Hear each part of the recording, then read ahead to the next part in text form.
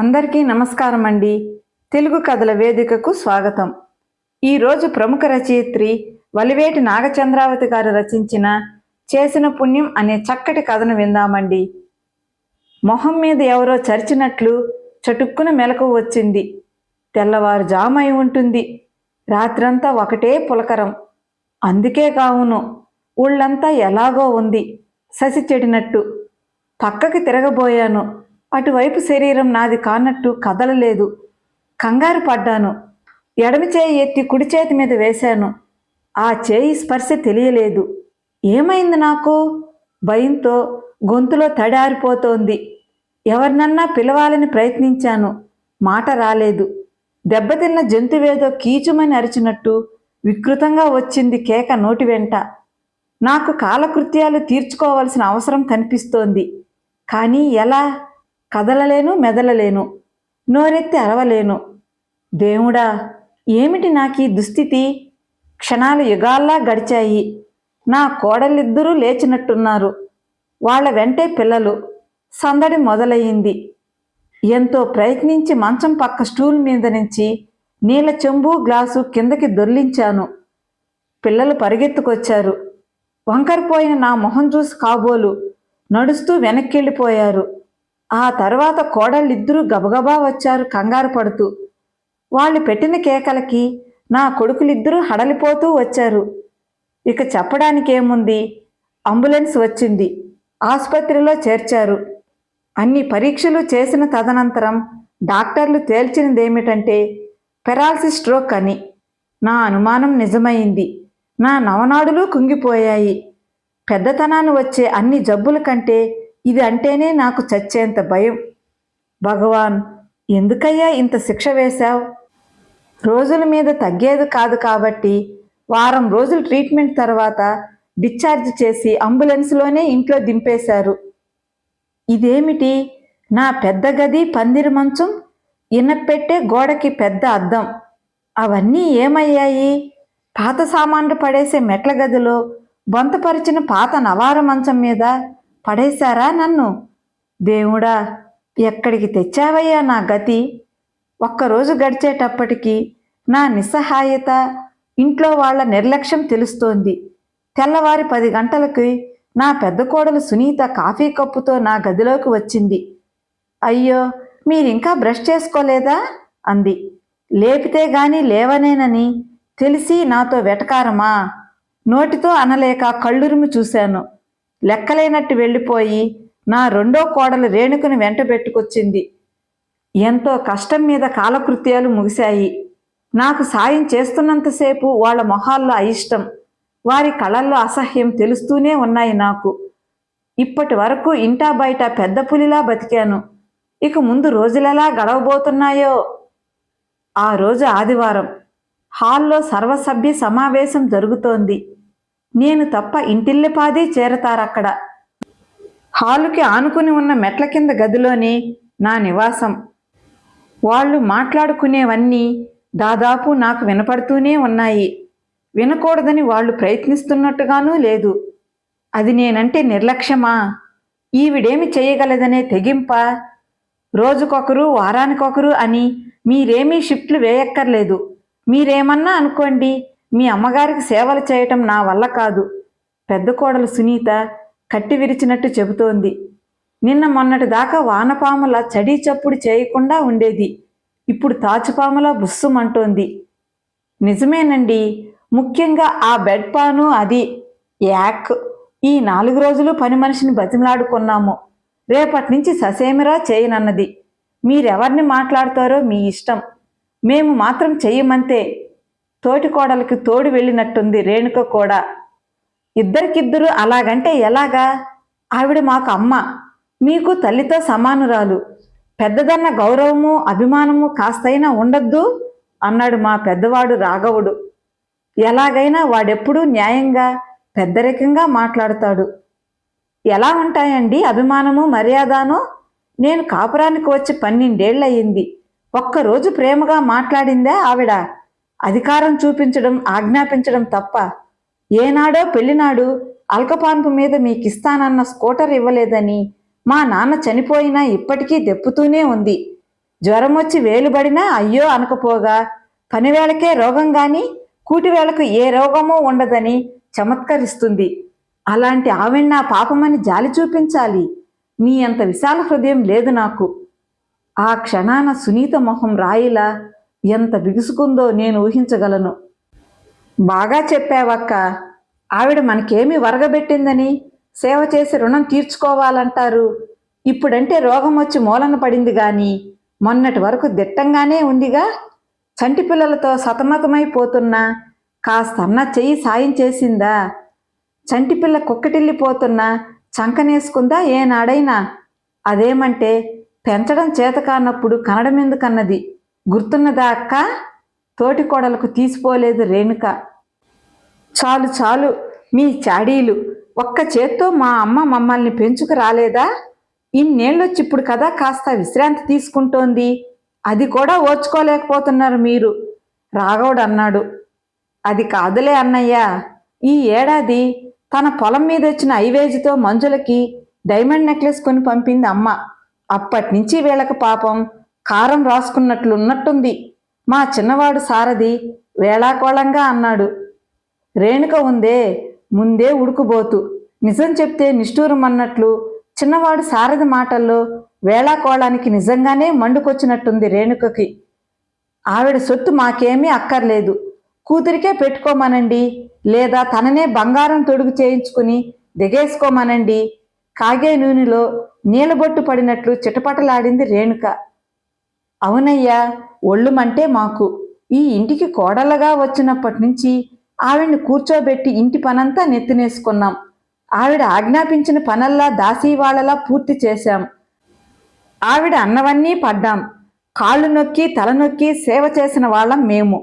ఏడాదికోసారి బంగారు పెట్టల్లే విమానం దిగొచ్చి మమ్మీ అని కావలించేసుకున్నందుకు కూతురికి రవ్వలహారం చేయిస్తుంది. లేకపోతే తనే పలక సవర్లో వంకీ గాజులో చేయించుకుంటుంది. అంతే తప్ప చిన్న బంగారం పెట్టి మాకు ముక్కుపొడకన్నా చేయించిందా ఇప్పటి వరకు? పైగా మేమనుకుని పోతామో అని ఇది స్త్రీధనం, నా ఐవేజ్ అంటూ మా వాళ్ళు ఏమీ పెట్టలేదన్న సంగతి గుర్తు చేస్తూ ఉంటుంది. అటువంటి మనిషిని అయ్యో అనాలని ఎలా అనిపిస్తుంది చెప్పండి? నా కోడలిద్దరూ వంతుల వారీగా ఇన్నేళ్లుగా కడుపులో దాచుకున్న ఆవేశమంతా వెళ్ళగక్కారు. ఇంతకీ ఏమంటారో చెప్పండి నసపెట్టక. అవుననలేక కాదనలేక ఇరుకున పడుతూ సంభాషణ మొదటికి తెచ్చాడు మా పెద్దవాడు. అనేదేముంది, ఇలా మంచం పట్టిన వాళ్ళకి సేవ చేసేందుకు మనుషుల్ని ఇంటికి పంపించే సంస్థలుంటాయంట, కనుక్కోండి. మరి అందాక మాకు తప్పుతుందా? సభ ముగిసింది. అవురా, నా కోడళ్ళు అత్తయ్య గారు అని ఎంత వినయం వలకబోసేవాళ్ళు, లోపల ఇంత అక్కసుందన్న మాట నా మీద. వెదవది, కాళ్ళు చెయ్యి నోరు కదపలేని రోగం వచ్చింది కానీ లేకపోతేనా ఓ ఆట ఆడించి ఉండేదాన్ని కాదు. కాసేపటి దాకా వాళ్ళ మీద కోపంతో మనసు బగబగలాడుతూనే ఉంది. అరగంట తర్వాత నా గదిలోకి వచ్చింది సునీత. తను కనబడగానే నా ఆగ్రహాన్ని పైకి ప్రకటించాలని చాలా అనిపించింది. కానీ ఏదో బెరుకు, వాళ్ళని తప్పు పట్టగల హక్కు నాకేముందని మొట్టమొదటిసారి వెనకంజ వేశాను. సునీత నా తల కొద్దిగా పైకెత్తి భోజనానికి ముందు వేయాల్సిన టాబ్లెట్ నా నోట్లో వేసింది. కాసని మంచినీళ్లు తాగించింది. తువ్వాలతో నా పెదాలు తుడిచింది. ఆ తరువాత రేణుక భోజనం వడ్డించిన ప్లేట్ తీసుకువచ్చింది. ఒక్కొక్క ఆదరవు కలిపి చెంచాతో తినిపించింది. నా అవసరాలన్నీ టైం ప్రకారం తీరుస్తున్నారు, కానీ ఆ పనుల్లో యాంత్రికత తప్ప ఆత్మీయ స్పర్శ లేదేం? కనీసం అత్తయ్య ఎక్కడా నొప్పి లేదు కదా అని ఆప్యాయంగా అడగొచ్చును కదా. ఇదేమిటి, తన ముందు కోడళ్ళు గడగడలాడాలని కోరుకునే తను వాళ్ల కటాక్ష వీక్షణం కోసం పాకులాడుతోందా? కానీ చేతులు కాలేక ఆకులు పట్టుకున్నట్టు వాళ్ళు మనసు విరిగేలాగా ప్రవర్తించి ఇప్పుడు నాలిక కొరుక్కుని ఏం ప్రయోజనం? అవును, నిజమే, వాళ్ళన్న మాటల్లో అబద్ధమేముంది? మా అమ్మలాగా మా అత్తలాగా అత్తగారి హోదా వెలగబెట్టాలనుకున్నానే గాని ఆ వెధవ సాంప్రదాయం తప్పించి తన కూతురిలాగనే కోడళ్ళు ఒక అమ్మ కన్నబిడ్డలే అన్న జ్ఞానంతో ఆదరించి ఉంటే ఈరోజు వాళ్ళు నన్నిలా తిరస్కరించి ఉండేవారా? ముందు నుంచి ఎందుకు ఇలా ఆలోచించలేకపోయాను? ఎలా అబ్బింది నాకు ఆ హిట్లర్ గుణము? నా భర్త తెలివిగలవాడే కానీ మేధకుడు, మంచికి మరో రూపం. అవసరమైనప్పుడు కూడా గట్టిగా మాట్లాడేవాడు కాదు. మెత్తగా ఉంటే మొత్త బుద్ధి అవుతుందని సామెత. ఆ మెతకదనాన్ని అలసుగా తీసుకుని అందరూ వాడుకునేవాళ్లే. అన్నదమ్ములు కూడా వలపక్షం చూపించేవాళ్ళు. ఆ అన్యాయం చూసే నాకు జ్ఞానోదయమైంది. నా నోరు గట్టిదైతే తప్ప ఈ లోకంలో నెగ్గుకు రాలేనని తెలిసొచ్చింది.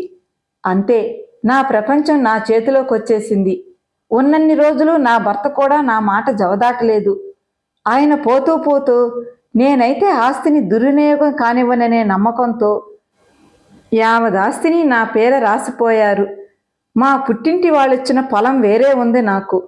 నా వెనుకున్న ఐశ్వర్యం, 60 ఏళ్ళొచ్చినా చెక్కు చెదరని ఆరోగ్యం, గట్టి నోరు ఎవ్వరికీ లొంగి ఉండనక్కర్లేదన్న ఆత్మవిశ్వాసమిచ్చిందని నేననుకుంటే అధికారం అహంకారం పెరిగిందని మిగతా అందరూ అనుకుని ఉండవచ్చు.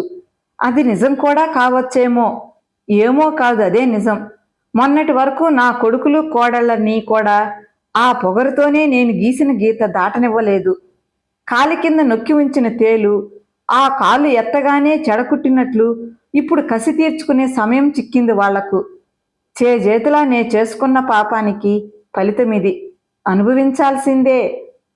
15 రోజుల్లో 2 వెతుక్కొచ్చారు మా వాళ్ళు నా సేవకి. మొదట వచ్చిన ఆమెకి 20 22 వయసుంటుంది. ఒంటి ఊపిరిగా ఉంది. నాది కొంచెం స్థూలకాయం.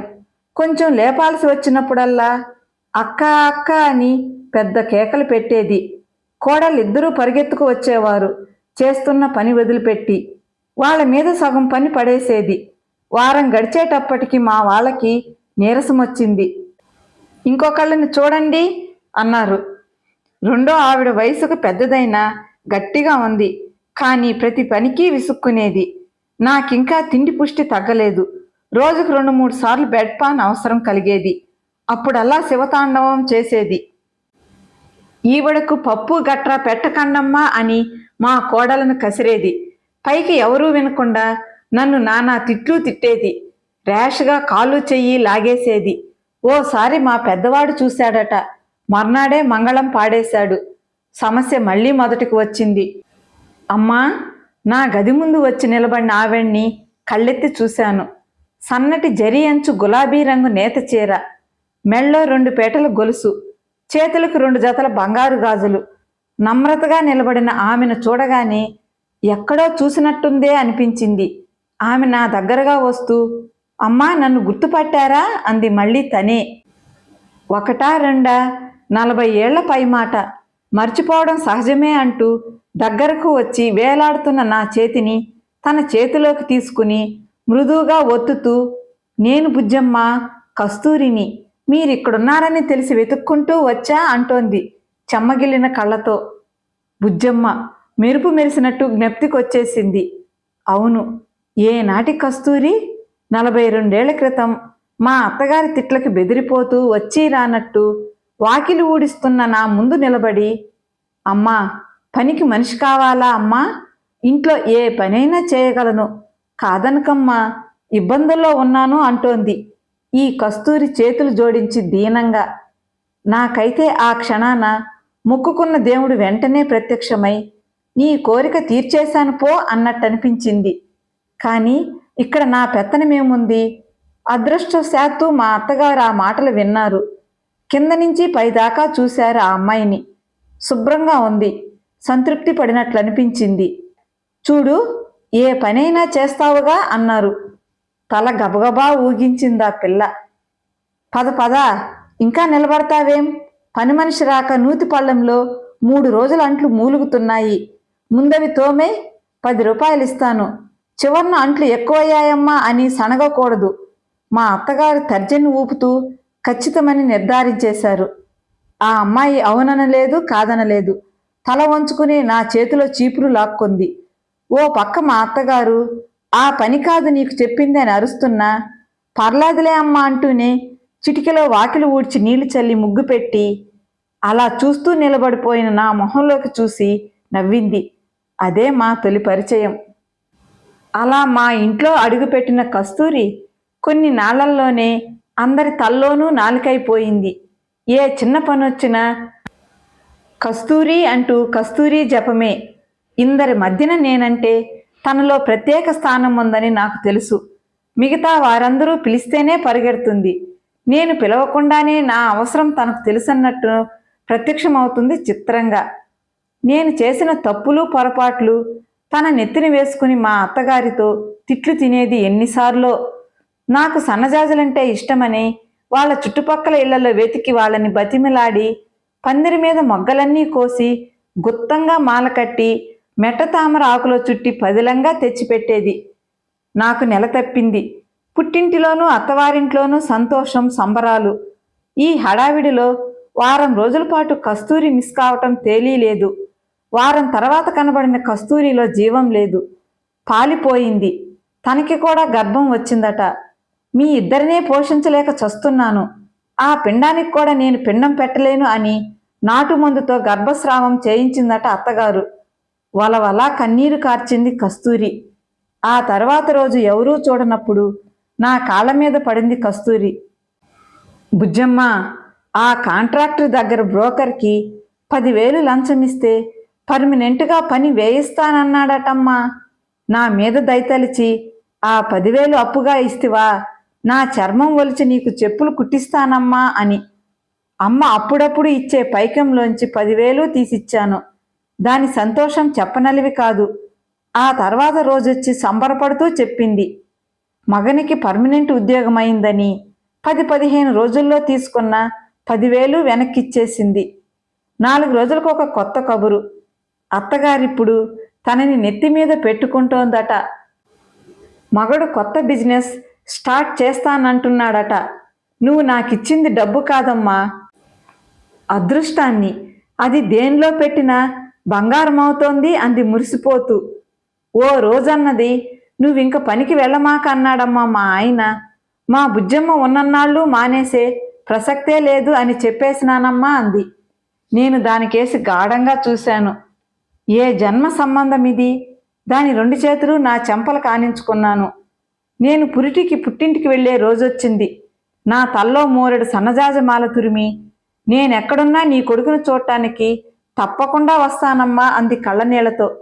అంతే. అప్పుడు చూసిన కస్తూరిని మళ్ళీ ఇదే చూడటం. నిన్నిలా చూడాల్సి వస్తుందని అనుకోలేదు బుజ్జమ్మ అంది కస్తూరి ఏడుస్తూ. నేను బదులు ఇవ్వలేకపోయినా తనే ఏదో ఒకటి చెబుతూనే ఉంది సాయంత్రం దాకా.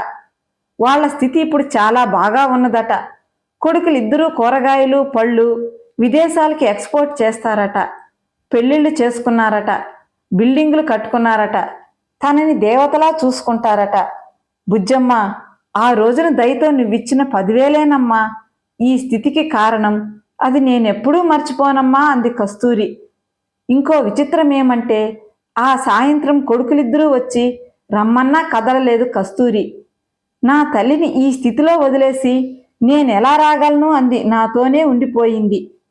6 నెలలు నా పని ఒక్కటి కూడా ఇంకొకరిని చేయనీలేదు. కాళ్లకు చేతులకు ఆయిల్ మర్దనాలు, ఎక్సర్సైజులు, రోజు పుష్టిగా ఆహారం. నేను లేచి నిలబడిన రోజు కస్తూరి స్వీట్లు పంచిపెట్టింది.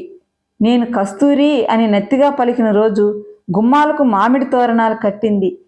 ఆ రోజు నా కొడుకులని కోడళ్ళని నా గదికి పిలిచాను. ఇనపెట్టి తాళాలు నా కొడుకులిద్దరి చేతిలోనూ పెట్టాను. నా నగలన్నీ తీసి కోడళ్ళకు అందించాను. ఏమిటమ్మా ఇదంతా అన్నారు వాళ్ళు. ఇవేమీ నన్ను ఆదుకోలేవని తెలిసిందిరా నాన్న. చేసిన తప్పు దిద్దుకుంటున్నాను. ఇక నుంచి మీ బిడ్డలతో పాటు నేను మీ బిడ్డనే అన్నాను మనస్ఫూర్తిగా. కస్తూరి కొడుకులు వచ్చారు తల్లిని తీసుకెళ్లడానికి. ఇంటిల్లపాది మా కస్తూరిని అశ్రు నయనాలతో సాగనంపాము. మా ఇంటి పక్కనుండే పంకజం అడుగుతోంది ఆశ్చర్యంగా, ఎవరావిడా అని. ఎవరూ నోరు విప్పకముందే చెప్పాను. నేను చేసిన పుణ్యం అని చెప్పాను. కథ సమాప్తమండి. కథ నచ్చితే లైక్ చేయండి. మీ విలువైన అభిప్రాయాన్ని కామెంట్ రూపంలో తెలియజేయండి. మరిన్ని చక్కటి కథల కోసం మన ఛానల్ని సబ్స్క్రైబ్ చేసుకోండి. కథ విన్నందుకు ధన్యవాదాలండి. మరలా మరో చక్కటి కథతో కలుసుకుందామండి. అంతవరకు సెలవా మరి.